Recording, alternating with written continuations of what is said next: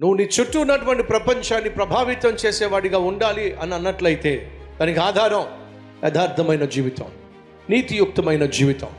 యథార్థవంతులను బలపరచుటకు యెహోవా కనుదృష్టి లోకమంతా సంచరిస్తుంది. దేవుడు నన్ను బలపరచటం లేదు, దేవుడు నన్ను స్వస్థపరచట్లేదు, దేవుడు నన్ను ఆర్థికంగా స్థిరపరచటం లేదు, దేవుడు నాకున్న అవసరాలు తీర్చటం లేదు, దేవుడు నాకు కావాల్సినటువంటి జవాబు ఇవ్వడం లేదు అని చెప్పి నువ్వు అంటున్నావు. కానీ వాస్తవంగా ఎందుకు దేవుడు నీ జీవితంలో నువ్వు అనుకున్నది, ఆశించింది, అందుకోవాలనుకుంటుంది నువ్వు పొందుకోలేకపోవడానికి కారణం ఏమిటయ్యా అంటే నువ్వు దేవుని ఎదుట యథార్థంగా జీవించకపోవడమే బహుశా ఒక కారణం కావచ్చు. ఎందుకంటే యథార్థవంతులను బలపరచాలని యెహోవా కనుదృష్టి లోకమంతా సంచరిస్తూ ఉంది.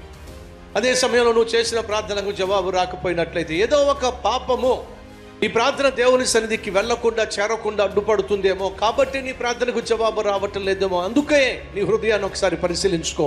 విడిచిపెట్టని పాపం ఏదైనా, వదిలిపెట్టని అపవిత్రమైన అలవాటు ఏదైనా నీలో ఇంకా మిగిలి ఉందేమో, ఆ పాపమే నీ ప్రార్థనకు జవాబు రాకుండా అడ్డుపడుతుందేమో. ఒక్కసారి ఎందుకని నీవు పరిశీలించకూడదు?